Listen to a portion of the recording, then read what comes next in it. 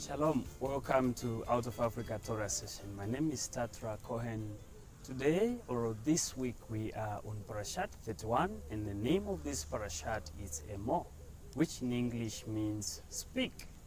And we are told of the things which Adonai spoke to Moshe, and Moshe was to speak these things unto the children of Israel.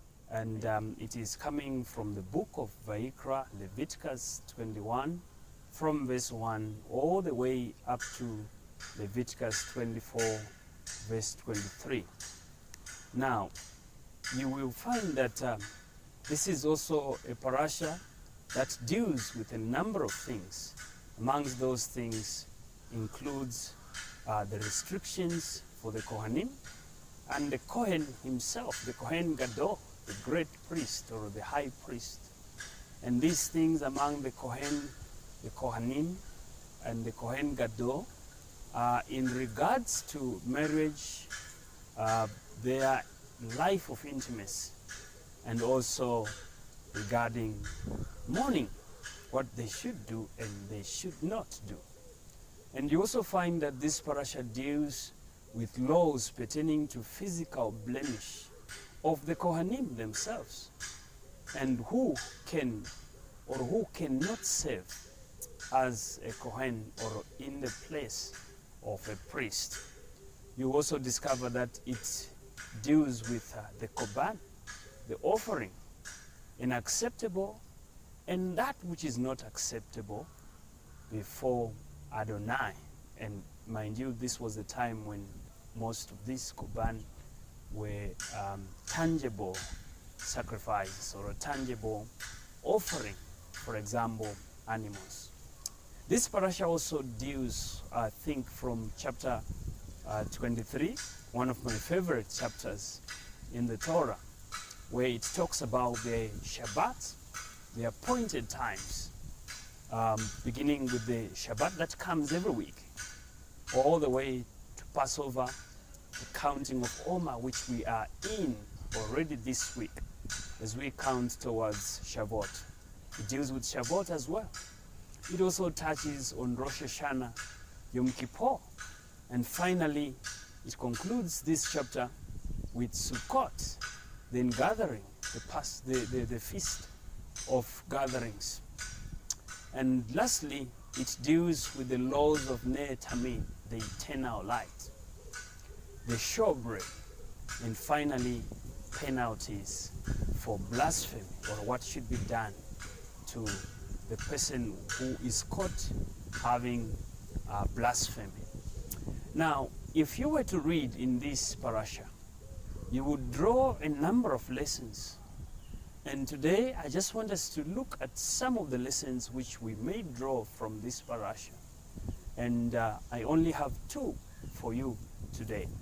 When you go back to the things I mentioned, especially about the Kohanim, the Kohen Gadol, and everything that evolves or everything that had to do with the life of the priest, their service to Adonai, what they were supposed to do, what they were not supposed to do, and the things that made, or the boundaries that made them, or restrictions rather, that would help them and aid their being holy and acceptable. There were things they were supposed to do, and if they did these things, they were to remain holy and their service acceptable to Adonai. What do we learn from this analogy of the priest, or from this lesson of the priest, their lifestyle, what made them holy and what defiled them? If you were, for example, to read from Yohanan chapter 4, I think from verse 23, it says, "But the time is coming." This was Yeshua, remember. "Indeed, it's already here, when the true worshippers will worship the Father spiritually and truly. For these are the kind of the people the Father wants worshiping him." Amazing, isn't it? So when you look at that, you see that Adonai is not just looking for worship, but he's looking for the worship or a service that has a certain qualification. This is why the priests were not just supposed to take from random priests, but there was a measurement, a standard which was expected. And out of this standard, we could see that the lessons we get from this parasha, Adonai wanted quality. And the second thing, or the second lesson which I find from this parasha, is order. And this is seen clearly, especially if you read from the first book of, or the first letter of Corinthians, from chapter 14, I think from verse 33, you would hear that Adonai is not the God of disorder, but he is a God of peace. Now, since he is a God of order, he tells us exactly the things we're supposed to do with the coming of Shabbat, with the coming of Shavuot, with the coming of the counting of the Omer, how we are supposed to do it, and when we are supposed to do it. And all those things, they amount to one thing which I can say today: order. And this order tells us when Shabbat comes. And this order of Hashem tells us a number of things, like Passover, how we are supposed to do Passover, when we are supposed to do Passover, what we are supposed to do on Passover. All these details which God continues to give us on this parasha Emor speak. It shows that he is interested in order. I remember one of the days having a very big argument with one of the Lemba brothers. I'm sure he could be listening to this. And he argued with me so much so that I could not bear it anymore. But his argument was Shabbat is supposed to start when we see the 3 stars. I said, my brother, this is wrong. I had to take him to several scriptures to prove that Shabbat doesn't start when the 3 stars appear. Why was I so keen to argue with this Lemba brother? I wanted him to do the right thing.